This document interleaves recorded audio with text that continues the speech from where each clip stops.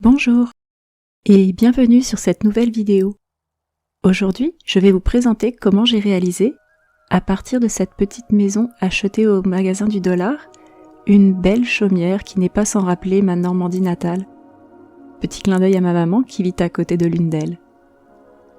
Pour commencer, il a fallu réaliser le mur de pierre, et pour cela je me suis inspirée d'un tutoriel dont je vous mettrai le lien en description.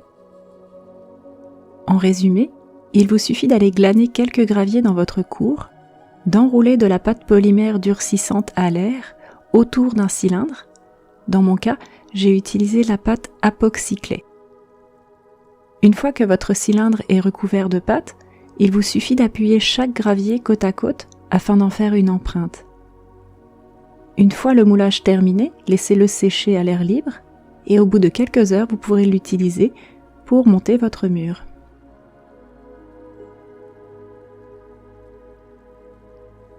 Le processus est ensuite relativement simple. À l'aide d'une machine à pâte, j'aplatis des bandes de Super Sculpey.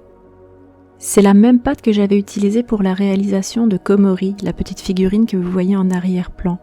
Si vous n'avez pas vu la vidéo, je vous la recommande. Je roule mon rouleau avec l'empreinte de gravier et la magie opère. Il ne reste plus qu'à faire un patchwork et à sculpter les briques entre deux plaques.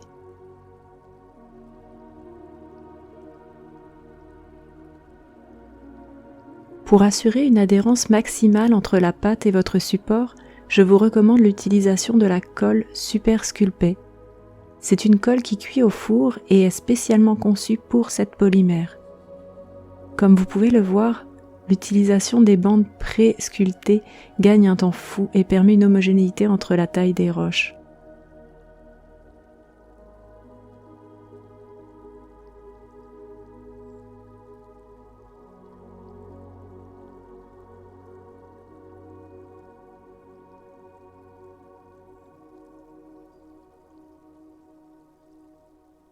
J'alterne entre les différents outils que j'ai achetés pour mon atelier de création, mais s'il y en a un que je recommande tout particulièrement, c'est celui que j'utilise actuellement, avec un embout de latex qui serait l'équivalent d'avoir plein de mini-doigts.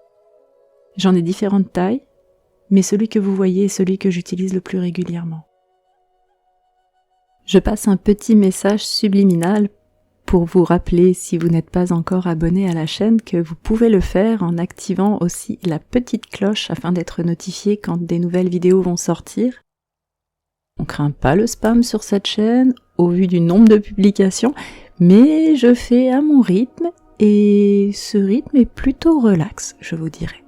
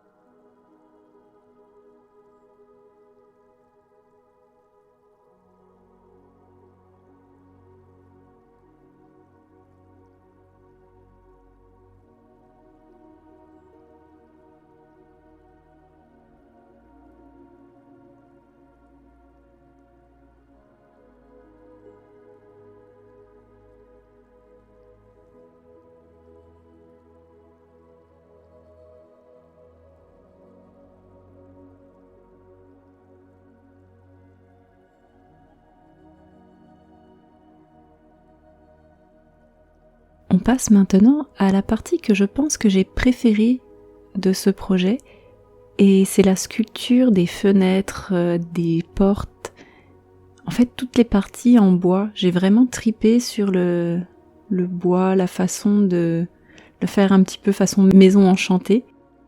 Ça a été fait complètement à l'instinct. J'avais en tête une maison de fées, une maison un peu magique peut-être.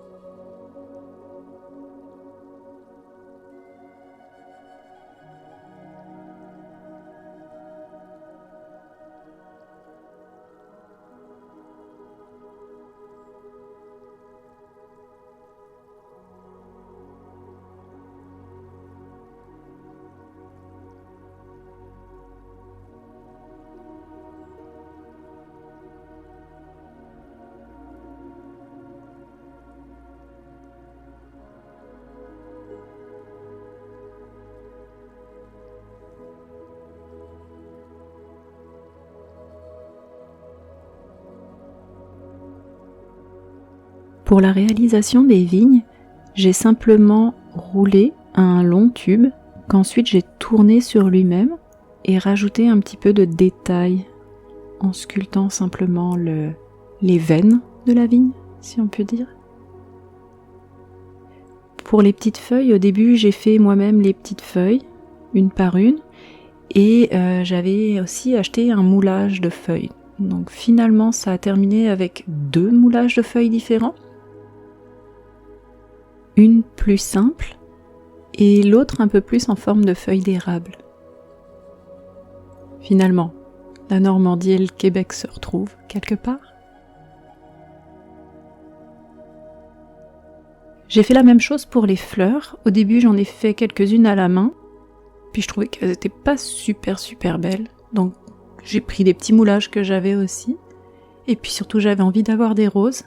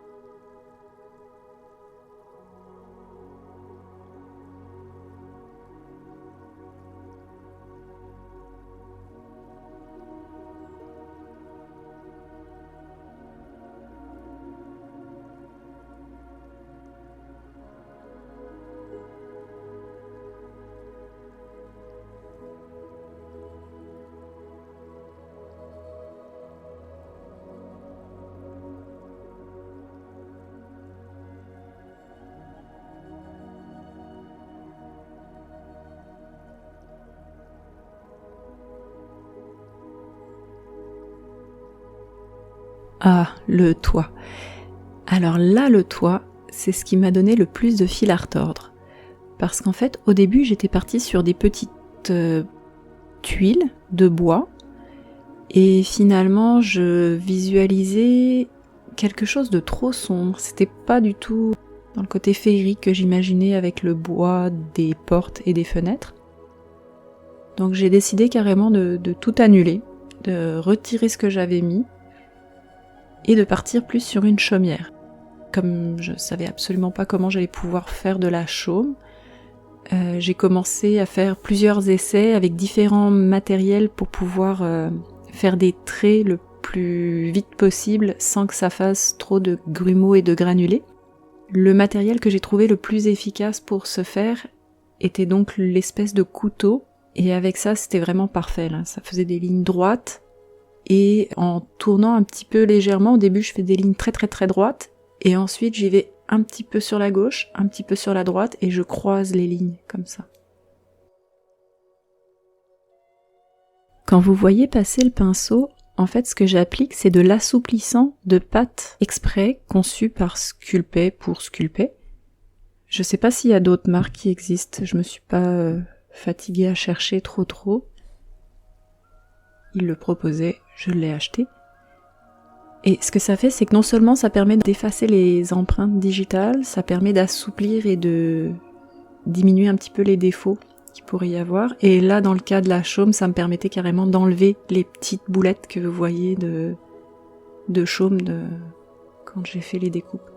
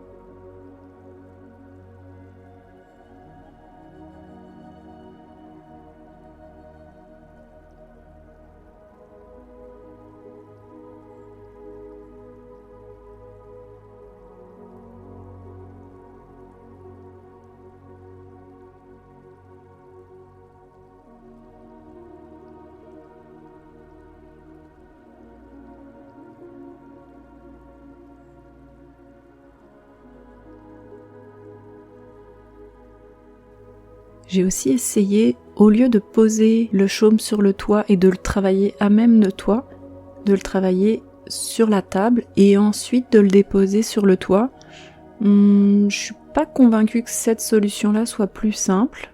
Je pense que le fait de le travailler sur le toit permet d'avoir une meilleure vision de ce que ça va rendre au final, et ça permet aussi de faire le petit relevé en bas de toit que j'aurais pas nécessairement pu faire sur la table directement. J'aurais pas eu le niveau de à quel point il faut que je le remonte pour que ça ait une belle allure. La partie que je regrette un petit peu de ne pas avoir assez retravaillé, c'est celle que vous voyez en ce moment.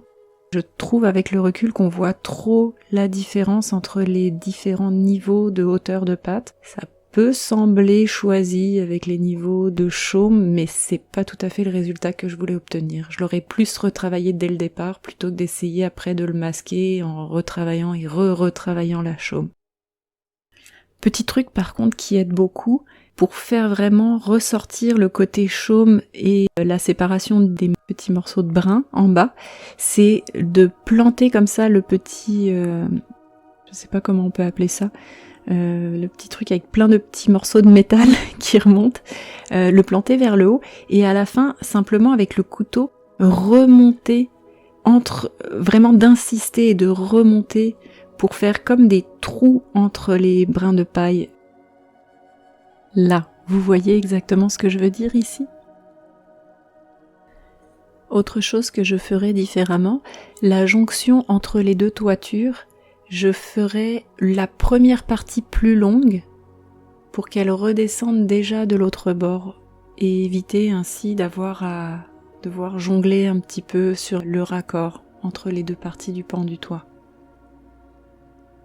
En fait, j'irais peut-être même jusqu'à faire le pan complet droite et gauche, et ensuite étoffer le bas, à essayer sur une prochaine version.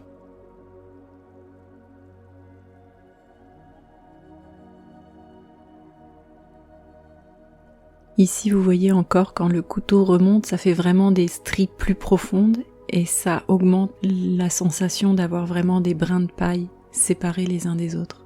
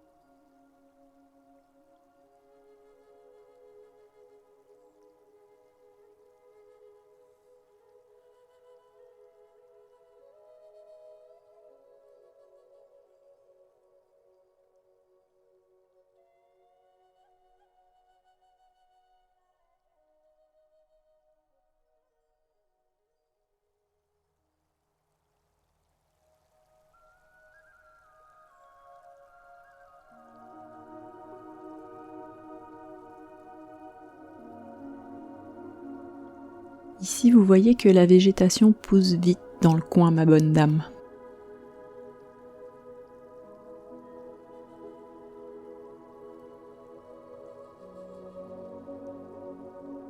Ensuite, on attaque la porte, la deuxième partie où j'ai vraiment tripé. J'ai tellement tripé que j'ai fait la taille de 4 portes peut-être.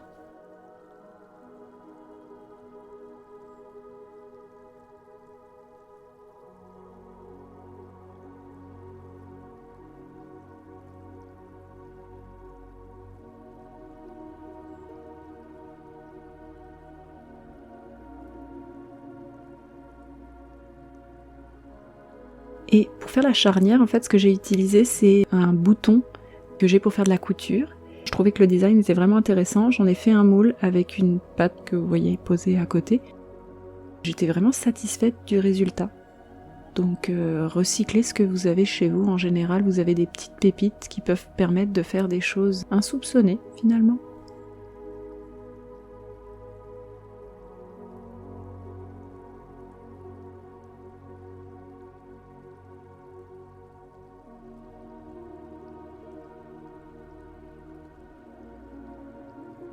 À cet endroit précisément, j'utilise exactement la même technique que pour diviser les pailles de chaume avec le bas de la porte pour vraiment donner la démarcation entre les planches.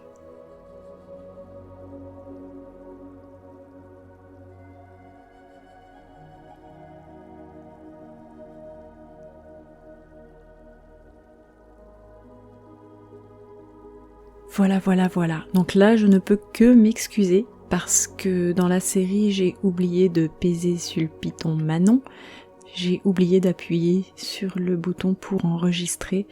En fait, ça tient au fait que c'était la première fois que j'utilisais mon matériel de spray paint, peinture en aérosol, avec le stress que ça occasionne de me louper, tout simplement. J'ai complètement oublié d'enregistrer et voilà, c'est mon excuse avec un mot du médecin. Mais le résultat est quand même assez intéressant. Pour le spray paint, la prochaine fois, je remettrai tentativement la vidéo. Et en fait, je me suis amusée à faire des dégradés. C'était vraiment la première fois que je l'utilisais, donc c'était vraiment le fun de découvrir. En mettant simplement différents niveaux de couleurs à l'intérieur, puis voir le dégradé se faire sous nos yeux, c'est super agréable. J'aime beaucoup les couleurs, le rendu de la chaume. J'aime aussi le peps que ça donne au bâtiment. Je ne suis pas sûre qu'on remarque bien sur l'écran en ce moment, mais la maison a fendu pendant qu'elle a cuit. Je sais pas ce qui s'est passé, est-ce que c'était pas assez épais, est-ce que c'était pas assez collé, je sais pas quelle est la problématique. Si vous savez ce qui est arrivé, n'hésitez pas à le mettre en commentaire. Mais j'ai préféré, au lieu de le corriger, le garder et en faire ce qui peut arriver à une maison d'un certain âge. C'est-à-dire laisser vraiment les fissures dans le mur et en jouer en rajoutant simplement des layers de peinture, des dégradés qui allaient au contraire, au lieu de le cacher, l'accentuer.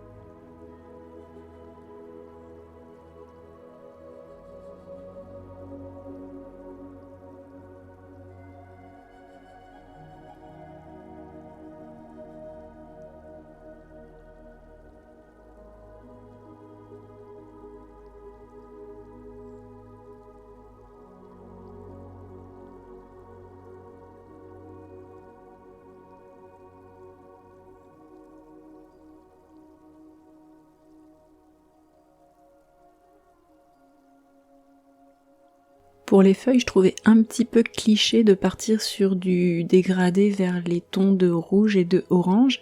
Alors à la place, je suis partie sur du bleu. Je me suis dit que ça changerait, puis ça éviterait de faire une redondance avec la couleur du toit. On part sur un dégradé de bleu et plutôt tiré vers le jaune vert pâle, au centre des feuilles. Je suis vraiment satisfaite du résultat. Ça sort un petit peu de l'ordinaire, j'aime ça.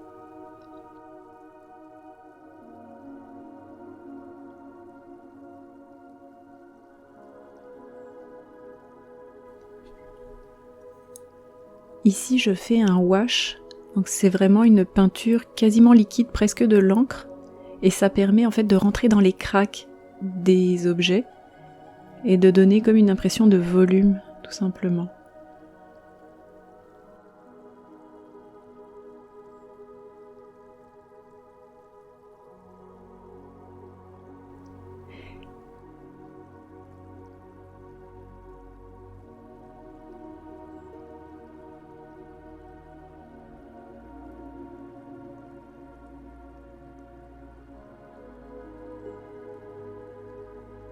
Là, c'est la partie où je me suis dit ça valait vraiment le coup de se prendre la tête à faire un sol en pierre pour ensuite le recouvrir en mousse.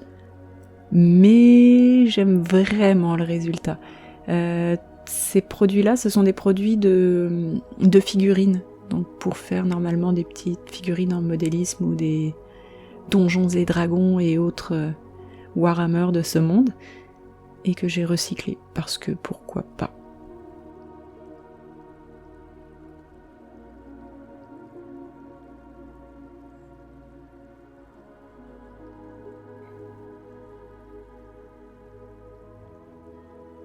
Et voici le résultat. Donc comme vous pouvez voir, on voit bien les fissures dans la maison. J'aime beaucoup ce que ça donne comme effet. Les petits graviers. Le wash qui donne une profondeur sur les pierres. Là où j'aurais pu m'abstenir, c'est sur le toit. Par contre, je tripe pas tant sur le résultat final du toit. J'aimais mieux la couleur d'avant finalement. Tant pis, faut tester pour savoir. Par contre, la porte et les fenêtres, je les adore. Voilà, merci beaucoup d'avoir suivi cette vidéo. N'hésitez pas encore une fois à vous abonner, à activer les notifications. Et puis, je vais commencer un gros projet. L'idée, c'est de travailler sur le thème d'Alice au Pays des Merveilles. Ça fait un moment qu'Alice me hante. Et j'ai vraiment hâte de commencer ce projet-là. J'ai plein d'idées en tête. Alors, comme on dit en anglais, stay tuned, et comme on dit en français, 20 ans Charlotte, on va savoir boire un petit verre, et puis après on ira se reposer, puis on ira marcher dans le quartier, puis on ira visiter, puis ça va être bien sympa, puis... Mais voyons donc. Excusez pour ce dérapage. À bientôt.